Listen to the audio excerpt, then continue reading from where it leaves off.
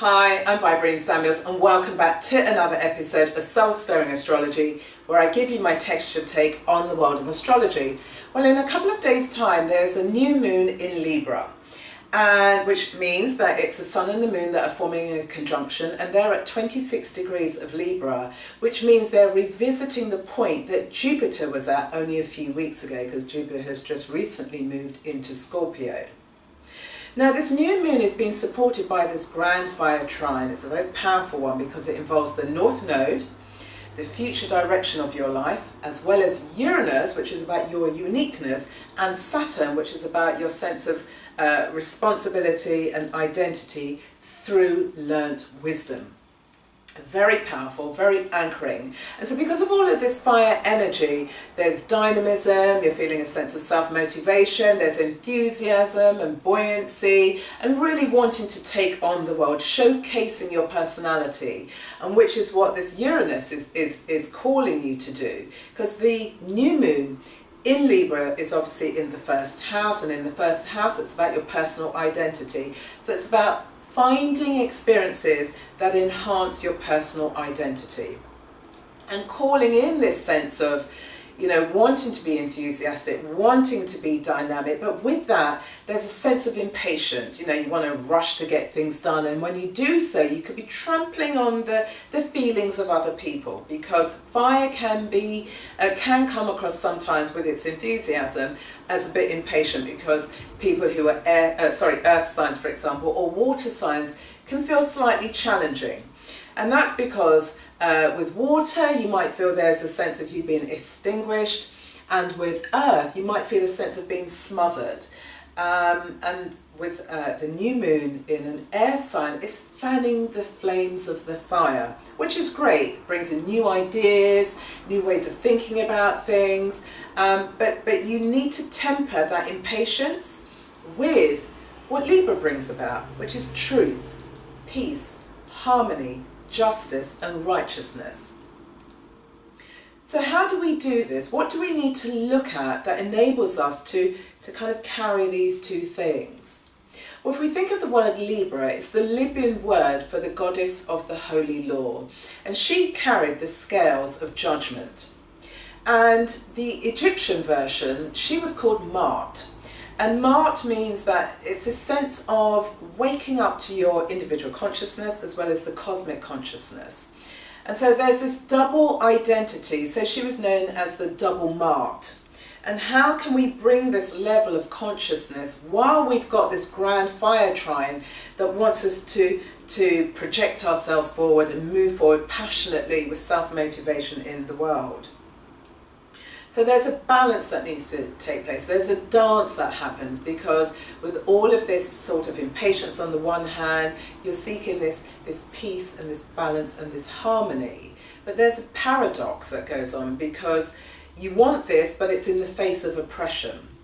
And so how do we bring that about? How do we negate the oppression to bring about this sense of peace and harmony? Well, that's where we become idealistic, because Libra is one of the signs that actually isn't represented by a person or an animal. So therefore, she's conceptual. I say she because she's ruled by Libra. So it's about bringing concepts into our everyday lives. And as I say, it goes back to balance, truth, justice, harmony, equality for all.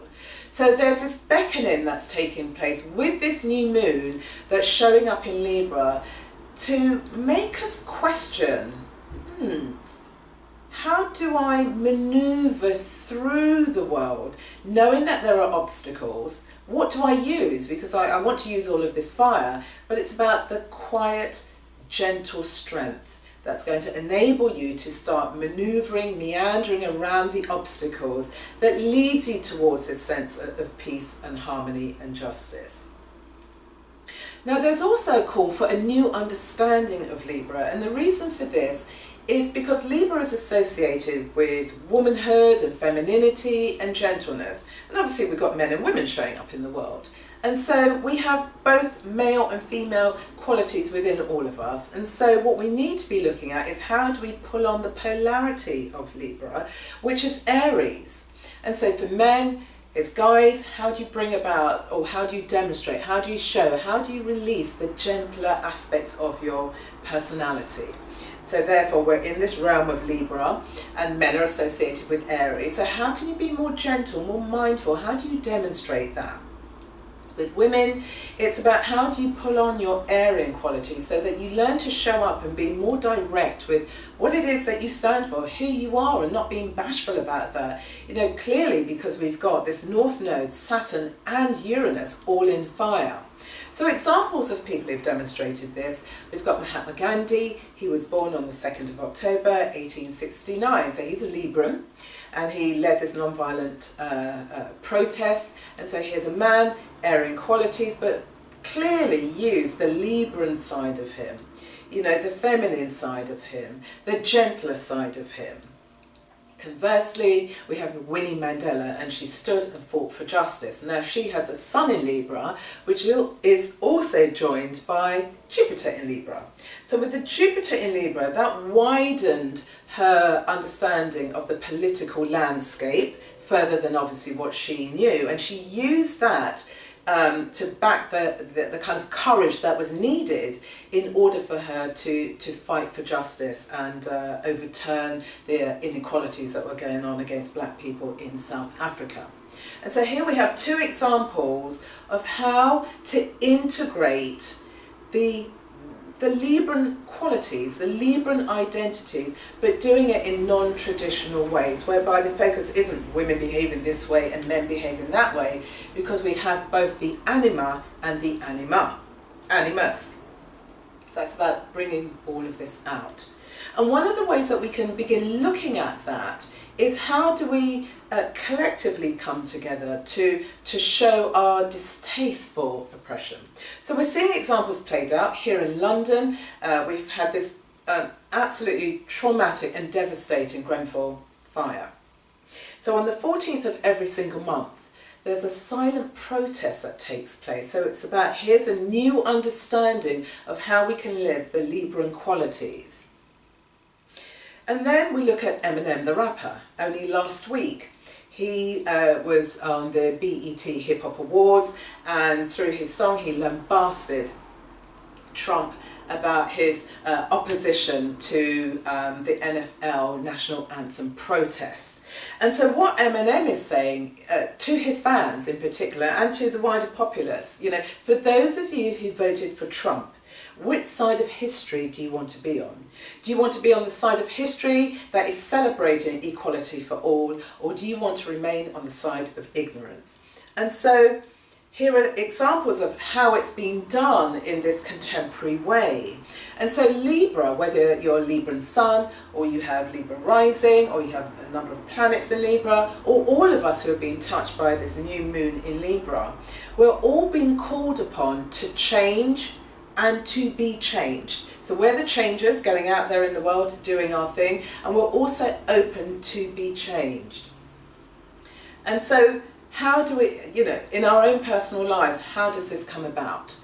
So if you think about what happened when Jupiter was at 26 degrees of Libra, because that's where this new moon is. Think back a few weeks ago, what happened?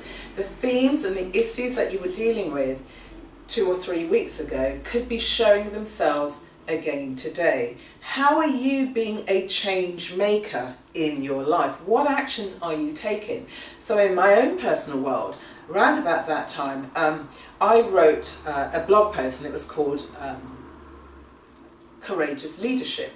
And the reason why I wrote this blog post is back in August, I went on an all expenses trip for this tech retreat, and it was brilliant on so many different levels because I'm a developer in training. So this wonderful opportunity came. I went to a private island, had an amazing time, and there was one thing that marred the whole experience.